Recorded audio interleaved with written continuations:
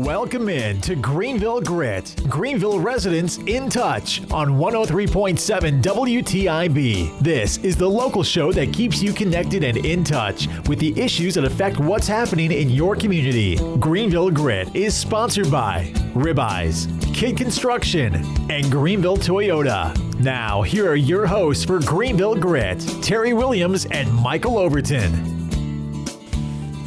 Good evening and welcome to Greenville Grit. I am Terry Williams. And I'm Michael Overton. Terry, good to see you on this rainy afternoon. Yeah. It's always been sunny every time we meet. Now we have the nice rain. Well, we probably need the rain, but I don't like having to get out and work in it. That's right. Well, Terry, we are continuing our series and speaking with all of the candidates for this upcoming Greenville municipal election. So today we have McLean Godley. And McLean, you're running for District 3. I am. All right. So we look forward to talking with you, finding out why you're doing this and who you are and what you can bring to the city. But before we get into it, we always thank the sponsors that allow the show to go on. So thank you so much to Greenville Toyota. If you're looking for a new Toyota or Scion or a new used car, go see Craig Gois and the Greenville Toyota team. On the web, greenvilletoyota.com, in person across from Fresh Market on Memorial Drive, or call them on the phone, 321-3000. Ribeye Steakhouse. Yeah, one of my favorites. There you go. They have a location Good in Williamston and at the corner of Fire Tower and Arlington in Greenville. As Terry said, phenomenal salad bar, great atmosphere, just a great place to eat. Please support them and also the Overton Group Real Estate Professionals, serving all of Eastern North Carolina. Commercial real estate leasing, sales, business brokerage, property management, and residential brokerage. We're going to go take our quick 2-minute commercial break. We'll come back and we'll start speaking with McLean Godley.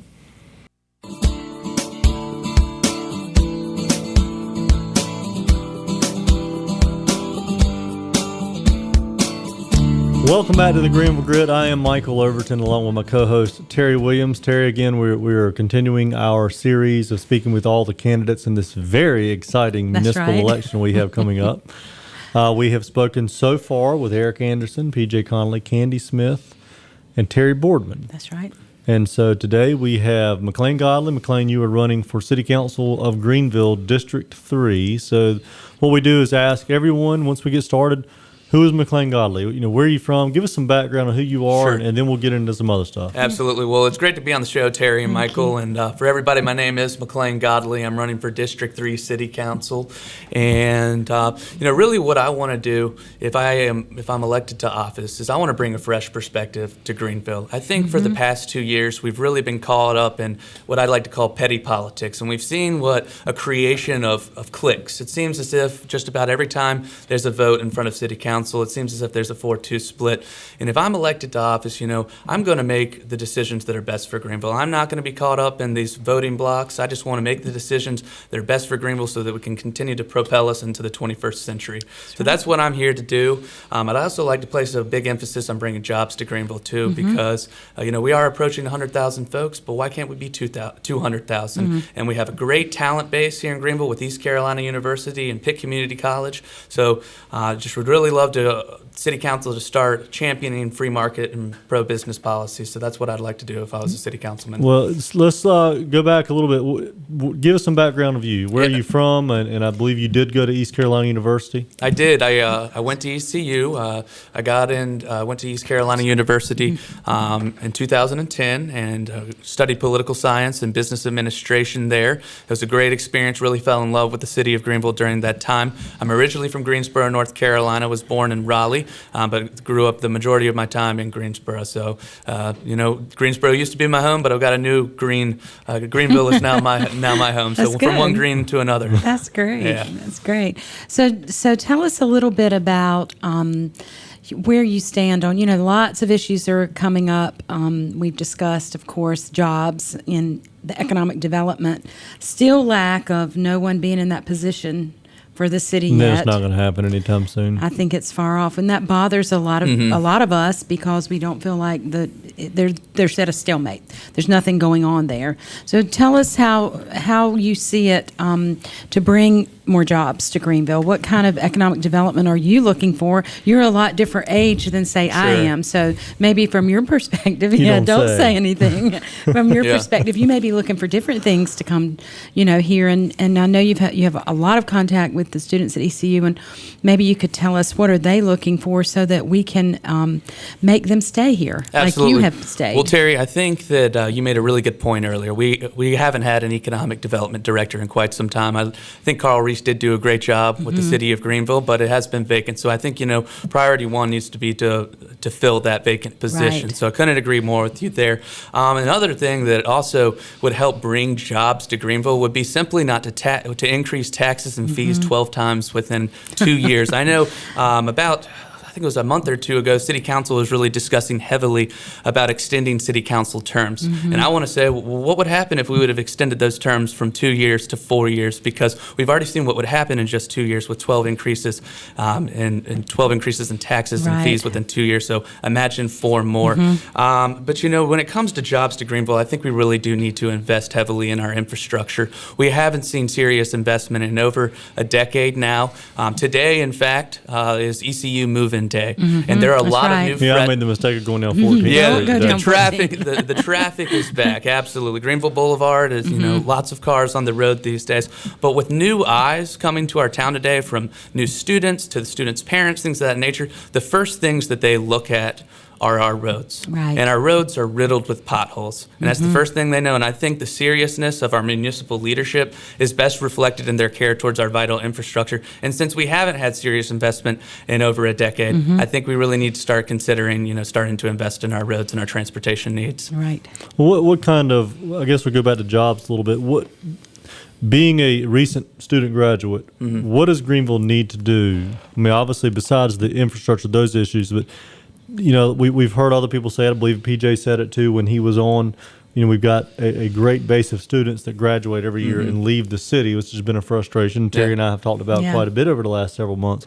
What do we do to keep these kids here? How do we bring the jobs here that will absolutely make them want to stay? Absolutely. Well, personally, I've watched a lot of my friends leave, and they've moved to Charlotte, D.C., Raleigh, Atlanta, things like that, and it's like, they had a fabulous time in Greenville for 4 years. Greenville was a big part in developing them into the person that they are today and who they will become tomorrow. They really fell in love with the town, but at the end of the day, they couldn't find a job, so they had to start looking elsewhere. So I think we also need to start looking into providing creative incentives to our businesses and our companies who are in Greenville. And so these folks that are companies that might be thinking about opening up a new manufacturing plant or opening up a new branch here in Greenville, they'll think about moving to Greenville, because without these incentives, they're going to likely continue to move elsewhere. So we really need to bring jobs to Greenville so that we can retain a larger proportion and percentage of our students who are studying here. I don't know if this is tracked or not, but the percentage of students that leave, which is very high in Greenville, and go to places like you're saying, Charlotte, Raleigh, what kind of jobs are they seeking? That's what we need to know when they're leaving. Are they going for high-tech jobs? Are they going in banking?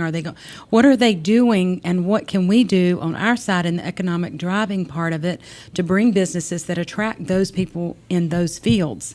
That's where I think we're lacking. I'm not sure we know. I mean, everybody can't go back to work at ECU or can't go to the hospital. Yeah, but what better person to talk about it than someone who recently graduated? Well, that's what I'm saying. That's what we need to know. Where are these people going? What kind of jobs are they looking for? How can you, as a city council person, help get those type of jobs going? Sure. No, that's what I think we need to look at. Absolutely. Well, ECU does in fact have a very large business school, and a lot of. I was a business minor at East Carolina University.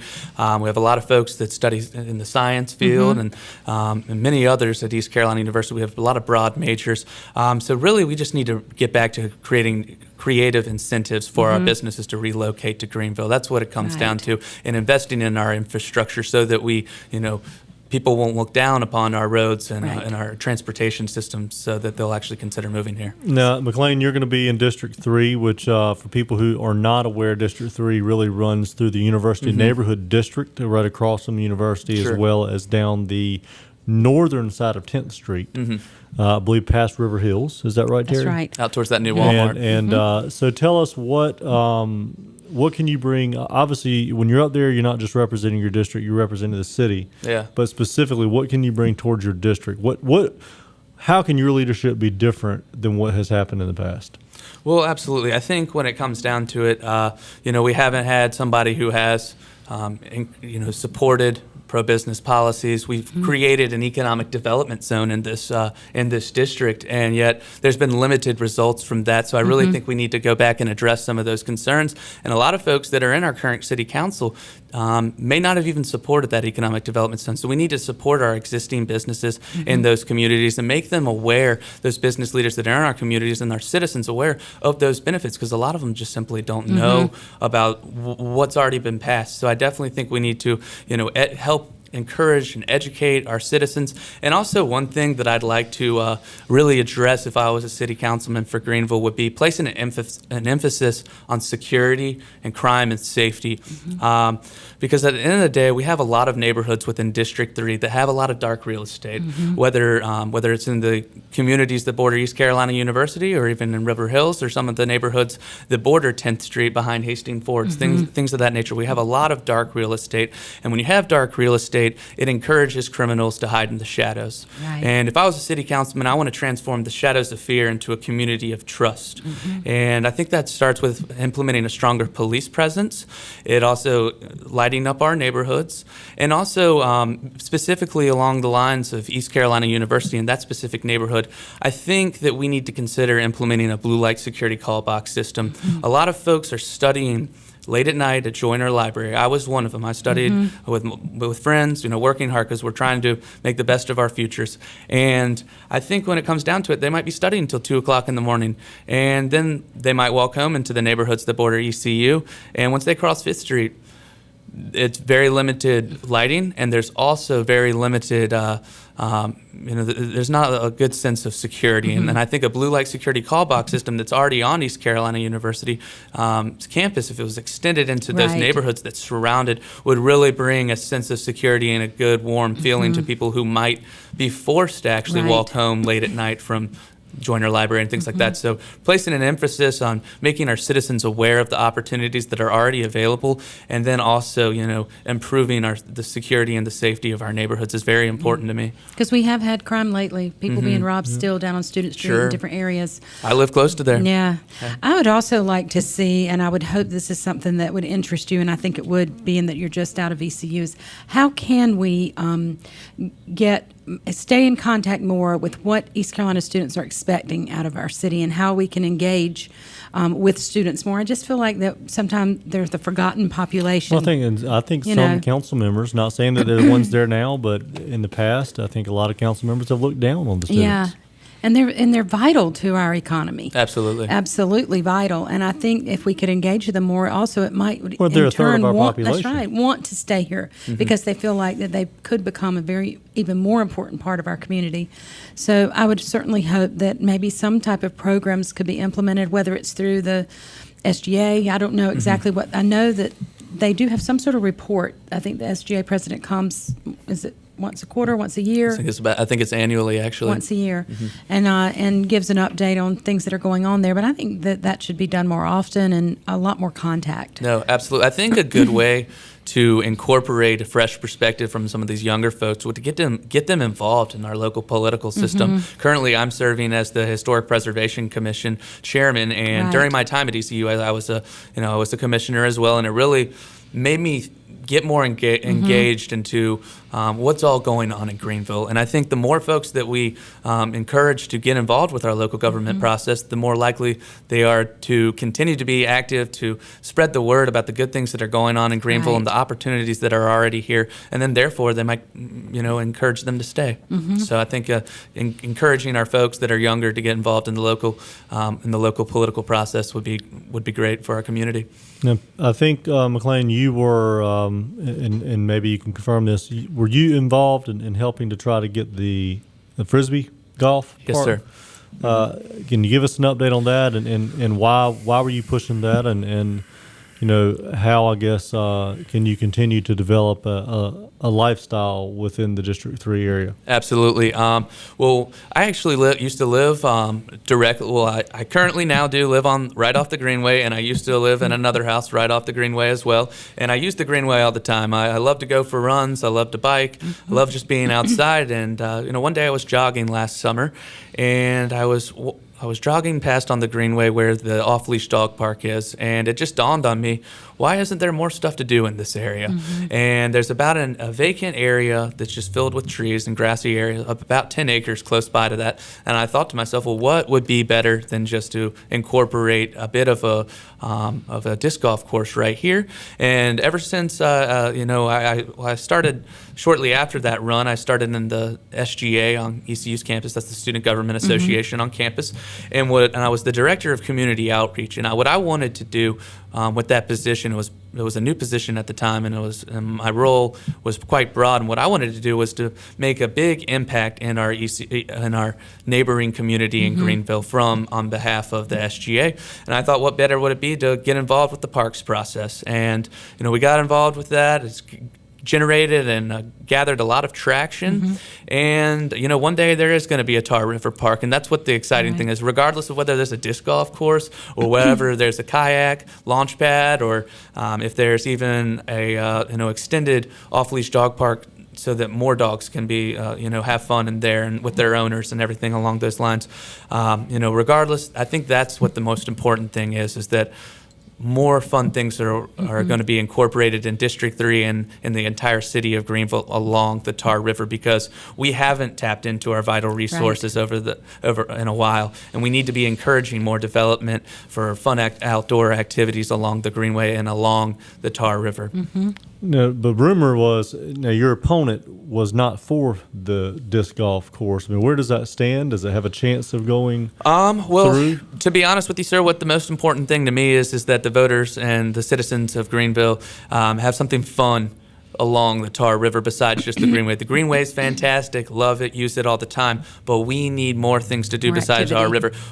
Because what saddens me is when you hear about folks that go floating or they go kayaking, or they go for a float, or they float down the river in Little Washington when we have the Tar River right here. And we need to be creating more opportunities for our citizens to engage and have fun with their friends and their families right here in Greenville, because there is a river here and it's beautiful and it's fantastic, but we need to be implementing more fun activities for our citizens to do. Yeah, so did you presented the idea to the council? How did it come about that they were even discussing it? Because I do remember the first thing conversation with you at the city council. Absolutely. I was the SGA wanted someone to kind of give the annual report, and at the time, Michael King was the SGA president, and he asked if I would do it, and I was glad to do so. And I brought up also the fact that I've been working on a disc golf project, and since that time, we've had a lot of engaging discussions on it. And what I hope one day is that there's a kayak launch pad and an extended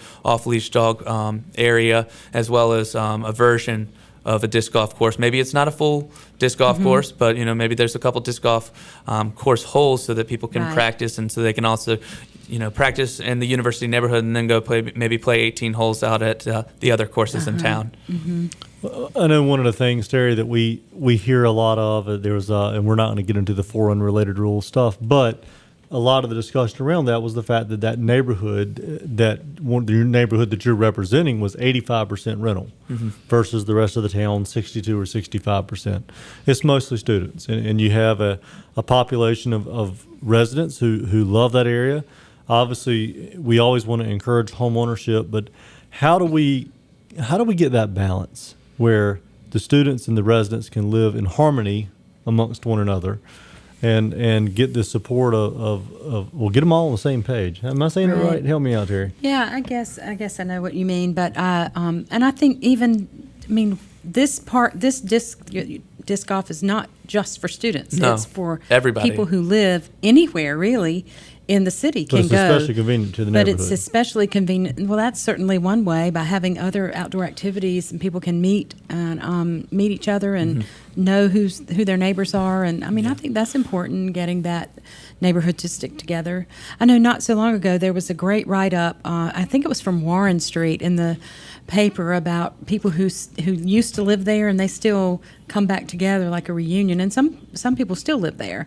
But that was a very interesting article about how they've kept in touch with each other, and that how important that neighborhood was to them in their young married years and raising their kids too. So I think there's still some of that, and of course there's the residents from ECU that are living there as well. So everybody's got to coexist. There's no doubt. Well, absolutely. Well, one thing I think that disc golf when I introduced the disc golf course to the Parks and Rec and also the City Council, I think over this whole process and what has come of it has been the talk of Tar River Park being created. I really think that that's made a big impact in cultivating a relationship between students who might only typically interact with folks who are between 18 and 24 years old, and also folks that might be 25 to any age, really, because at the end of the day, students are more than just, they contribute more than just to the liquid economy, as some folks like to call it. I think this project really has made a big impact, in cultivating that relationship. But also something else that we kind of have been working on was a few months ago. I am actually now involved in a couple organizations surrounding the university area, and I helped create a project and strategize on a project that was called Project Curbside Appeal. And what that did was I garnered a group of folks that are students at ECU, and we got them to really make a direct impact in the surrounding community, from mowing lawns to painting homes to putting down some flower beds, really doing some landscaping works, things like that. But we also worked on was an orchard down near the river, actually, right near the Greenway. And at the time, I lived right around the I lived around the corner at one point in time from that orchard, and I didn't know it was an orchard. I thought it was a vacant piece of land, to be honest with you. And we garnered those folks. We went out there for about 6 hours. We cut down some debris and really shaped that place up, and we're actually going to finish it up this fall. So once again, I think really it's partnering between different age groups, and I think that's how you bring together people. You don't necessarily, I think seminars do a great job and things the city of Greenville hosts, but I also think natural interaction is really good as well. So I think just more assimilation between these two groups to try to achieve something common on a common ground. We haven't really gotten to where do we stand with the disc golf right now. Well, I think actually there's going to be a master plan. I've spoken to some folks at Parks and Rec. There's going to be a master plan, hopefully approved here in the next few weeks to months, and hopefully we'll see a groundbreaking session in the next few months so everyone can enjoy it. Right. Yeah. Well, Terry, I think it's a good time to take our second commercial break. It's been a good discussion so far, so we're going to take our second break. We'll be back with McLean Godley in 2 minutes.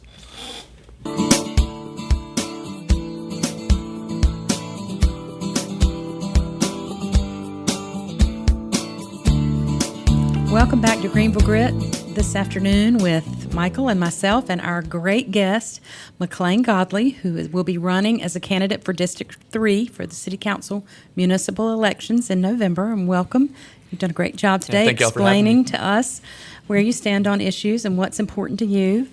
And there might be some last-minute facts about yourself or about where you stand or your platform that you want to share with us. You're welcome to do that. Yeah, absolutely. I just, really, we are in a transportation crisis in this city. We need to invest in our infrastructure because it is a direct reflection on our seriousness of our local municipal government. It's been over a decade now. Right. So if we do, it's up to the citizens of Greenville to decide whether or not we are going to pass this transportation bond. And I am a supporter of the bond. I think we can't wait any longer. It's a shame that we've had 12 tax fees and increases over the past 2 years, but the citizens of Greenville, that's out of their control, and it's up to them to decide about the bond. But I am supporting the bond because I don't think we can wait much longer, and we need to handle this issue now because we are experiencing some serious growth within our city, and we need to make sure that our growth is not hindered because of our infrastructure. Well, it looks like there's some divide over who is going to be for it on our current city council and who's going to be against it. Obviously, it was 4-2. Which is unusual. But let's talk about the 4-2. Usually, when a bond is up, there's full support from a council that's wanting the bond, and this time it's not the case. Well, I had the opportunity to be on the board of trustees for Pitt Community College, and when they did their big bond, $20 million bond, it came about, a year and a half, 2 years ago? For the last municipal election. They spent a year advocating for this thing. Although we don't really agree with what the city council approved, you have not heard one thing about advocating for that bond with an election less than 2 months away. They don't have a committee together. They haven't raised any money for ads or anything. How is it going to get passed? Whether you're for it or not, there's a lot of people that have got a bad taste in their mouth about it because of some of the add-ons, and we're not going to get into what add-ons are there or your opinion on them, but how do you get a bond passed when the only group of people that supported this bond have done absolutely nothing to push it out into the public? Well, I think once again, this needs to go back to our city council folks being more engaged in our community and making our citizens aware of what are the real issues that this town is facing and the city is facing. So you're absolutely right. We need to we need to increase our citizens' activism, and I think that starts from the top down. We need to ask our folks in the top to make sure that our citizens are aware of these issues, and especially an important issue like this one. This issue is a big deal. And we need to make sure that we can invest in our infrastructure so that we can make sure that all of our infrastructure is up to par when we see that 10th Street connector built in the next few years, and also that Southwest bypass. We don't want to only have two good pieces of infrastructure. We want to make sure our whole city is filled with it so more jobs will come to Greenville and that our citizens can enjoy those benefits as well. Well, I'm going to tell you, Terry, at the rate they're going supporting this bond, it will definitely not be passing. Got to have an advocacy committee, and we don't have one. Nothing out there. No leadership, which is if you get in, that's what I expect, is leadership. That's right. So thank you again, McLean Godley, District 3. If you like what he said, go vote. Regardless, go vote. Please. And check us out again Friday night, 6:30, Saturday morning, 9:30. And thank you for joining in with the Greenville Grit.